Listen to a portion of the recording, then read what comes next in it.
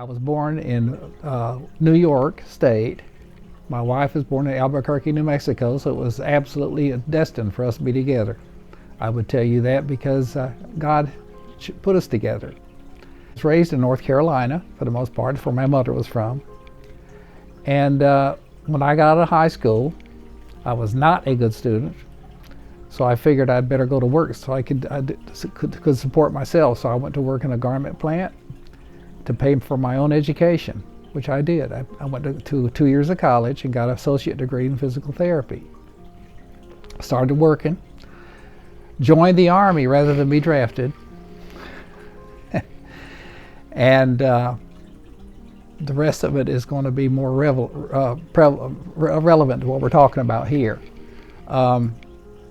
In 1972, I was working at Fort Polk, Louisiana. I was the NCO in charge of the physical therapy clinic there. When a high school girl just out of high school walked through the door as a Candy Striper volunteer. She's sitting over here beside me. And 14 months later, she became Mrs. Denning. And other than my salvation, which happened at 19, she's the best thing that ever happened to me. I was saved when I went to my sister's church for a visit at 19. And they had a new pastor, and I responded to his sermon and was baptized at 19 there. I met Becky when I was 21, and going to be 21. I don't think I was quite there yet. And so we got married at Fort Polk, and her daddy was the manager of the commissary there. And I wasn't quite sure where I stood with him because he was a nice guy, but he didn't say a lot. But he was a good man. So after we got married, we found out that her father had a bone cancer. And 5 years later, he passed away at age 54, and that was quite devastating. I left the Army, went back to school at East Carolina University, and Becky worked to help support me while I was going back to college. And 3 years later, I graduated as a physical therapist at East Carolina University, president of my senior class, and a Sigma Cum Laude student. And so we went to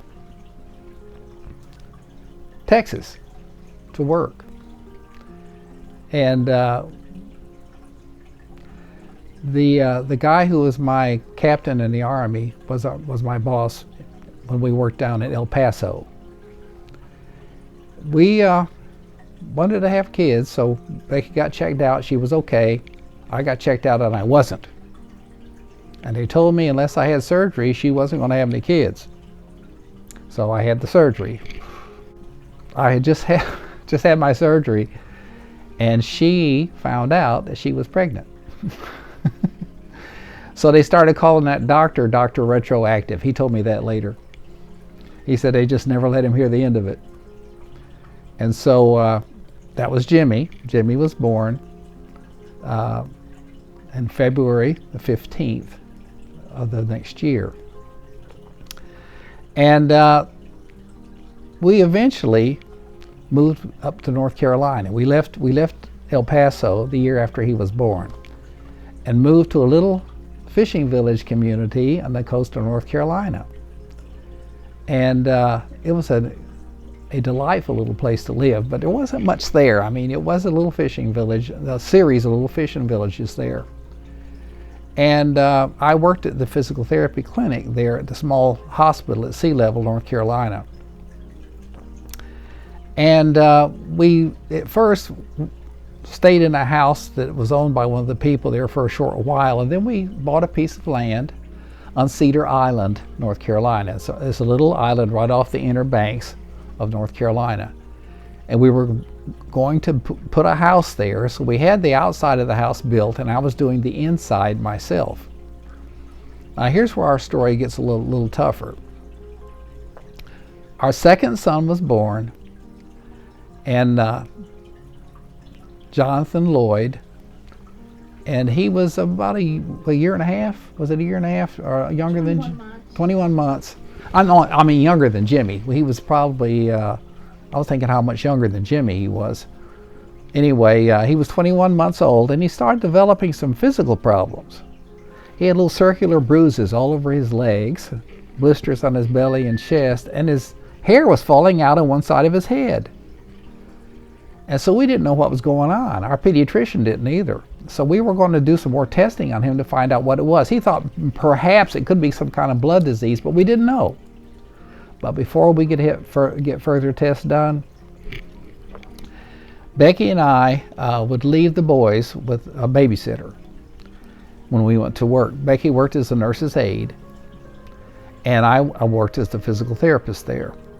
So one day we went to work, and a couple of hours later, she called the hospital, and something terrible had just happened, and they were going to bring in our son, Jonathan.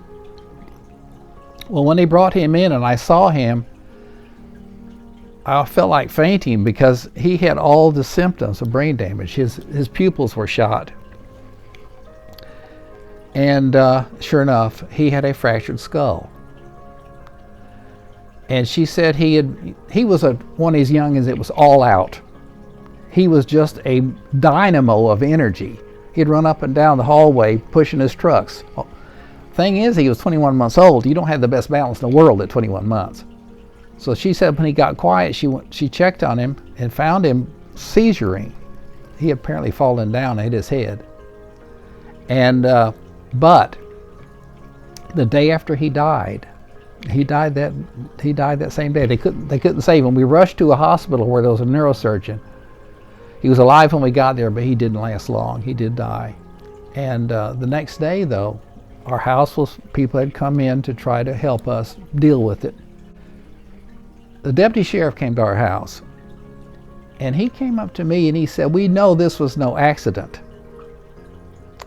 We know that this child died with some kind of physical violence, and we're going to get to the bottom of it." But he was looking straight at me, and I said, "You're telling me I killed my son?" He said, "I'm not telling you that, but this was no accident, and we will get to the bottom of it." So red lights went off in my head. And that scared me. It should have. So we were told that we needed to get some lawyers, some attorneys. And I'm glad we did. So we got a couple of fellows, and they don't come cheap though.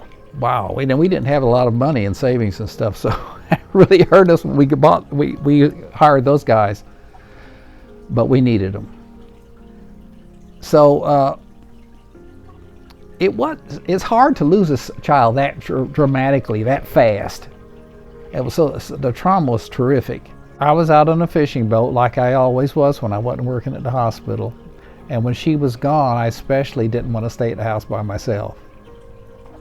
So Jimmy was with her, and the guy that was with me, one of our good friends, he said, "Jim, the deputy sheriff is waiting at the dock to arrest you for killing Jonathan." He said, "I told him I would take you to a dock that nobody used." He was thinking of me. And so he did. He took me to a dock that was not used very often, and the sheriff was there. He put on the cuffs, he arrested me, and they drove me in. He let me stop and call Becky. So I called her and told her what she just said to you, that I had been arrested, and they were taking me to the jail to book me. They took me to the jail, and they booked me on a charge of murder and felony child abuse. And they put me in a jail cell with 6 other guys. Now I was Mr. Big. They were in there for shoplifting and stuff like that. I was in there for murder. So what was scary is normally men who are put into jail charged with killing a child are not treated well by other prisoners. There is a level of, even among them, what's acceptable and what ain't. But they treated me good, and I know the Lord sent some people to me because when I got in that jail cell, there was a fellow who was a policeman who was up on corruption charges. He brought me an open Bible. He says, "You need to read this." I didn't know him, but he had it open to the 69th Psalm. You need to read it. When I read that, that's exactly what I needed to read. Exactly at that moment. Nothing could have been better than that. How did he know that? He knew it because God told him to do this. I asked him later, I said, "Why did you do that?" He said, "I don't know. I just thought you needed to read it," and I did. And so the other prisoners treated me good. They helped me get ready for my court appearance. They helped me get cleaned up and look halfway decent. And they treated me good. I slept that night without worrying about anybody coming over and beating me up or anything. There was nothing to separate us. We were all 7 in that one cell. Plenty of bunks, one like this, and they treated me good. So but when we had the booking, Becky just got there in time for that stuff to happen. She was booked as an accessory to murder. Let me do it, essentially. And one thing that happened immediately after that, we had to get, here's the paper, what appeared in the paper. That's a copy of the newspaper. And as you can see, it has us arrested there. And the thing about that being, when you're on the front page like that, things are going to happen in your life that's going to be a little bit different. First thing that happened to me was I got fired. There's no way they're going to let a physical therapist work on their patients that's charged with murder. Ain't going to happen. Problem was, we had no money. Because to get a bail bondsman to get out of jail, wiped us out. We had nothing. Nothing in savings, nothing in checking. She went back to work. Now her boss wasn't going to be pushed around. He was a tough old geezer. He was a good guy, but he was tough. Ain't nobody going to push him around. He let her come back to work. But she's making the minimum wage. And we had just built a house on a piece of prime land on Cedar Island. Our bills were way higher than she made. But you know what? Every month, without us telling anybody what we owed, our bills got paid. We didn't make enough to pay them, but people would send us money, and they'd always send us, weird how it worked out, would always send us what we needed. I had an uncle that sent us $200, and somebody else sent us $200 the same day. Guess what came due? $400 in bills. This kept happening over and over again. Our bills were being paid, but now, having said that, things did get slim. Our pantry was bare. It got down to one can of food. And, but that was taken care of too. I had to check into the jail. I think it was 3 days a week, wasn't it? Monday, Wednesday, and Friday, something like that. The main thing we had going for us was our church. Yes. The people on our church were solid as a rock. They weren't going to be moved. We're talking 2 churches. One was the Davis Baptist Church, and the other one was a Methodist church on Cedar Island that we were with when we were on Cedar Island. Both churches stood behind us. So when we had our preliminary hearing, there was people in that courtroom, the people in our church, and they vouched for us. 20 families signed a petition. Let me show it to you. They all signed. And they said, the judge said, who is willing to put up all their property as a bail so these people can go home today? They all did. They signed over everything they owned in the promise that we would show up for court. Yes. We became known as the Cedar Island Pair. Yeah, we were public enemy number Cedar Island Pair. Whenever they put an article on us, it was always on the front page, and we were always the Cedar Island Pair.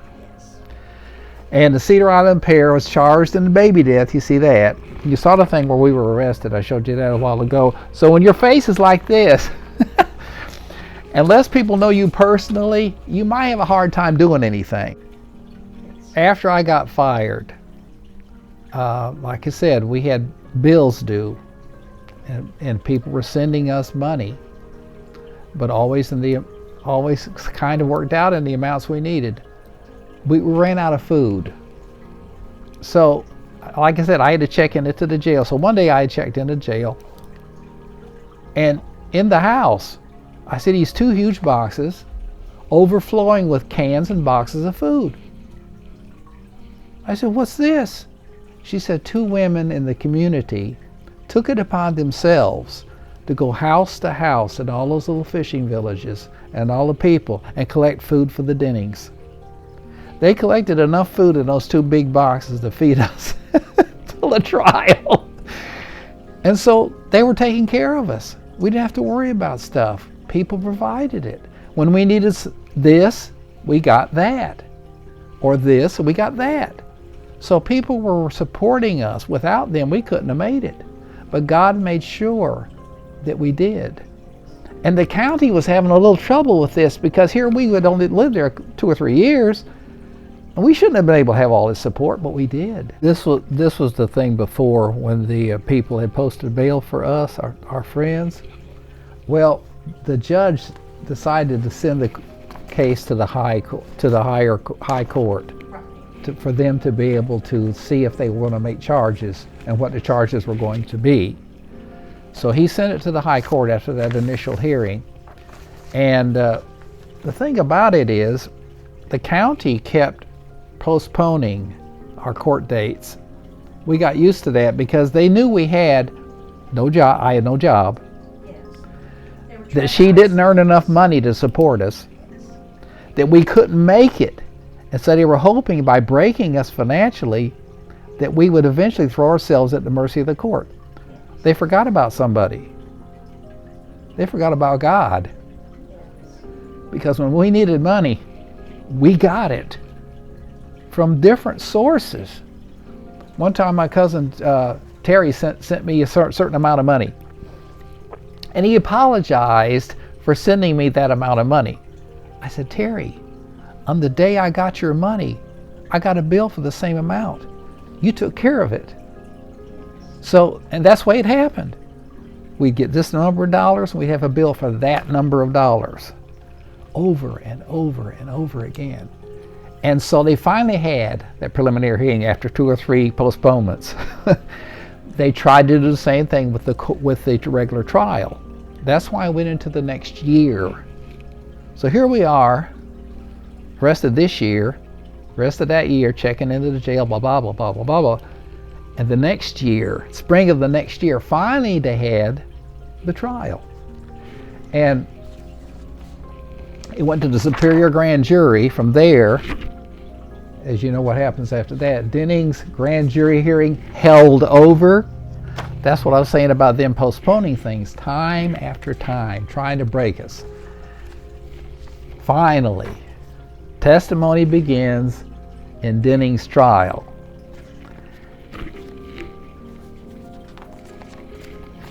Here's the next headline. The thing is, though, once they put the neurosurgeon up there on the stand, he kind of shot him down, because we had been gone about 2 hours when he brought him in. Well, 2 hours, but we were told that his injuries were so severe he would either have gone unconscious instantly. Now, this is what the neurosurgeon told him on the stand. He would have gone unconscious immediately. Well, that didn't match their time frame. So the guy said, the DA said, well, couldn't he have stayed conscious for a while? He said, maybe a few minutes, but he wouldn't have been normal. He did not do a full autopsy like they should have. They didn't. So we never found out what his medical condition was that was leading to all these symptoms he had. We never found out because they did not do a full autopsy. They had already made up their minds of what happened.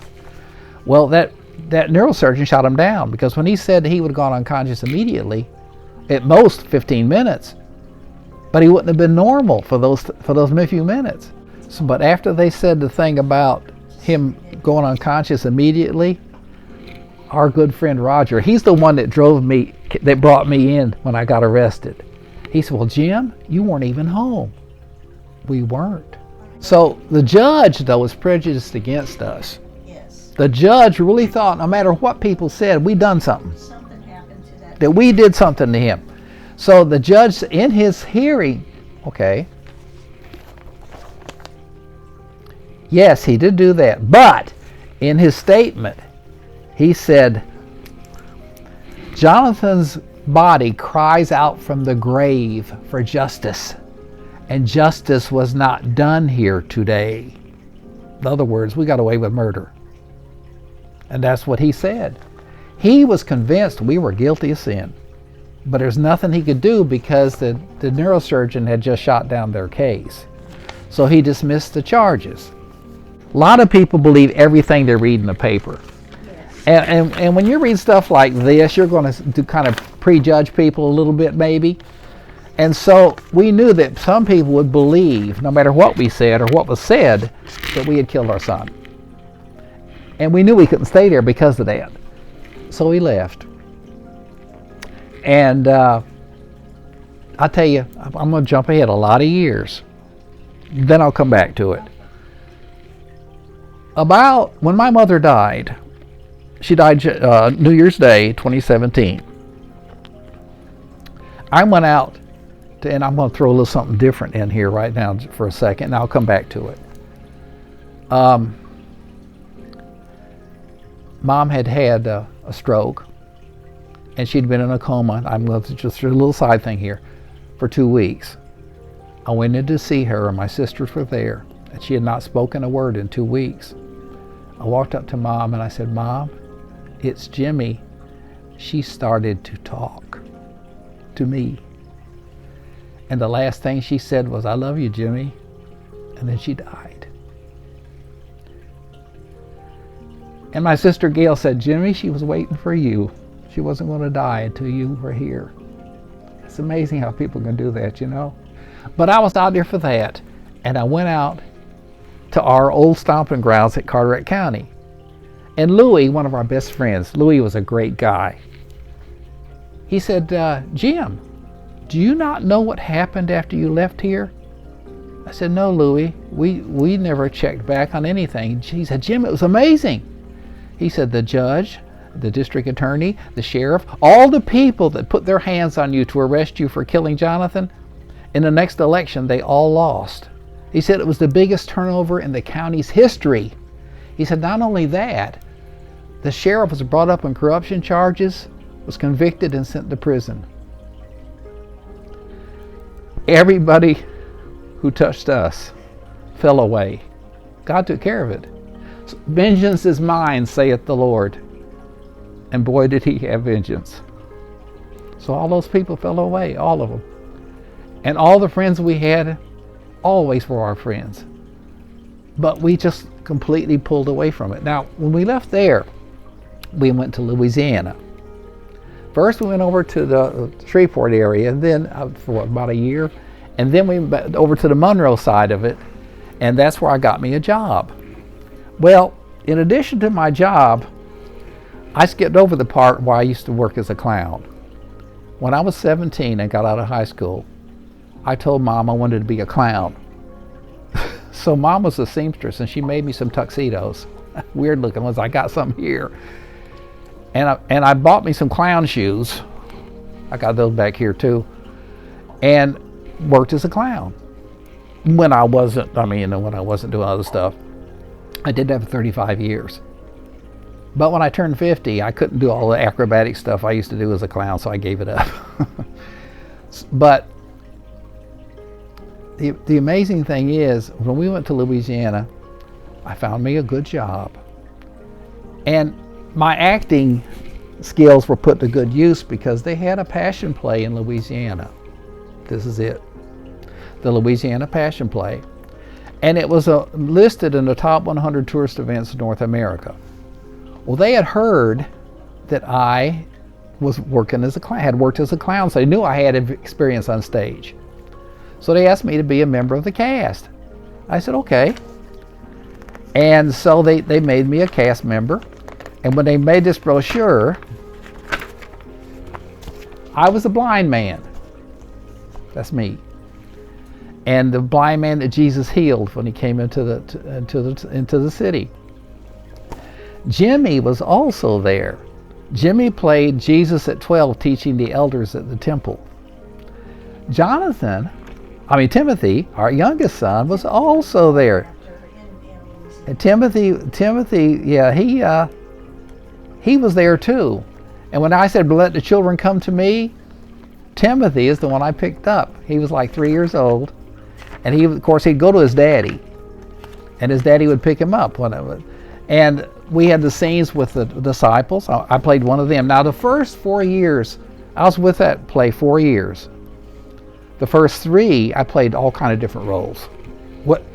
We were all volunteers. So you never knew what role you were going to play from day to day. So you had to know all of them. So I'd show up and say, today we don't have a Judas. Okay, I'll be Judas. Today we don't have this disciple. Okay, I'll be him. We don't have this priest. Okay, I'll be him. But one thing I played every day was one of the men who were crucified with Christ. So I was one of and I was the repentant one. Whew, I was glad of that. The one that said, you and I deserve this death, but this guy's done no wrong. But the last year there, they gave me the undeserved honor of playing the Christ. So I played the Christ the last year I was there. And you always feel very humble when you have to play a role like that. And I never felt adequate to the job. Who would? So I wrote a little poem I'm going to read to you that had all my feelings. In Your Hands, it's called. I'm resting in your gentle hands, away from pain and sorrow. And on your solid rock I'll stand, not worried about tomorrow. With your sun's light to guide my way, the shroud of darkness lifted. I searched the word for what you'd say when in this life I've drifted. So when this race of life I've run and left this world behind, I'll lift mine eyes, behold the sun, and share his love divine. I used to write poetry. And was our strength. Our strength was God. It wasn't us. We wouldn't have made it. I'm a weakling. I can't stand on my own 2 feet without him holding me up. But he held us up. When he dismissed the charges, the whole courtroom lit up with cheering. They joined hands with us and our lawyers and gave a prayer of thanksgiving right in that courtroom. Yes. So we were celebrating then. And so when we went to Louisiana, we tried to put that over here on the shelf. Yeah. It happened, but we weren't going to say anything or do anything with it. So we started our lives over again in Louisiana. I was scared of getting a job in Louisiana, but what they asked me was, have you ever been convicted of a felony? No. They didn't ask me if I'd ever been accused of one. Have you ever, or tried for one? Have you ever been convicted of one? No. That's all they asked. So I was okay. We first worked near Shreveport for a year, and then went to Monroe, like I was saying later. And like I was saying about the Louisiana Passion Play, they wanted to have a fundraiser, and I've got that here somewhere too. And I started running to get in shape. And it turned out I had a talent for it. So I started competing in 5 and 10K races, and I always won a trophy and brought home a whole bunch of good stuff and a room full of trophies. But our church put me in charge of the World Hunger Campaign for our church. And I said, well, I might as well use my legs for it. So the Lord gave me an idea of running 50 miles to raise money for world hunger. 50. I had tried a marathon that same year and had trouble finishing. I had to walk. That's only 20, that's half the distance. Now he wants me to run twice the distance. I said, well, I need to find me a nice flat road. No, you're gonna run the hills. And I told the other runners that, and they said, it's impossible, nobody can run 50 miles on hills. I said, well, that's what the Lord wants me to do. So I'm gonna run 50 miles on hills. So we took pledges, so much per mile, whatever people wanted to give us. And the guys were going to station themselves. Every 5 miles, another runner was going to join in with me. But I had to be able to tell them when I was going to be where they were. So I said, okay, I got to build in some slowing down here because I'm going to get tired. Each time I met a runner, he said, man, just right when you said you was going to be here. Every time. I had to eat while I was running. They told me ahead of time, you got to eat and drink as you're running. You'll literally starve to death. So I was eating and drinking as I ran. And the guy would join in, he'd run 5 miles, another guy would run 5 miles. And 7 hours and some odd minutes later, I arrived 50 miles later at the destination, having run all those hills. And every runner told me it was impossible because some of them had run. That's called an ultra marathon. Some of them had run, but they had run on a flat surface. So when I told them I was running those hills, they said, you can't, nobody can do that. I agreed with them, nobody could, but God can. Do you know after I ran that 50 miles, I had no soreness in my legs. I lost 9 pounds in weight, but I was able to go out and eat at a restaurant that evening. And the next day, I figured my legs would fall apart and I wouldn't be able to walk again. But hey, no, I was fine. I just got real skinny. To gain 9 pounds back. We raised thousands of dollars for world hunger. And more importantly, since it got in the newspaper, I'll find this for you later. I have that newspaper too. Since it got in the newspaper, it helped the cause. People were made aware of it. And that's what was the whole idea of it being put in the newspaper. And they also interviewed me on every network, NBC, CBS, ABC, and the Christian Channel. All did interviews with me before I ran it. And they all thought I'd lost my mind. Because they thought it was impossible. But we did. We did it. And I was surprised at the finish line, the TV cameras were there. I said, oh boy. But I was able to interview. And I was surprised. I expected to be half dead by the time I crossed that finish line, but I was able to do the interview with them. Go to God first, during, and after. Yes. If you don't go to Him first, don't even try it. But when you're in a church family, like we had 2 church families, like I said, we had the church, Davis Church, and we had the Cedar Island Church, and they were both knew that we couldn't have done this. They saw us with our children. They know how we treated them. And they were staunch in their support for us. It didn't waver at all because they knew it was impossible and they weren't going to let it happen. It's amazing, isn't it, what God can do in your life? You just take things for granted, you know. I was lucky or this. You were blessed. I refuse to use the lucky word. I was blessed. And God blessed us. Someday, and I realize this, I'll get something He doesn't take away. None of us live here forever. Forever, yes, but not here. So someday something's going to take me out. I can die of a heart attack in the next 10 minutes. But I have more to look forward to than that. And I know that. So that, and I don't know how some people can make it without believing in God. My father didn't believe in God. Dad had no belief in God whatsoever. He was an alcoholic too. He found Jesus at age 68. And I wish I had been there to see Dad come to the Lord. Ah.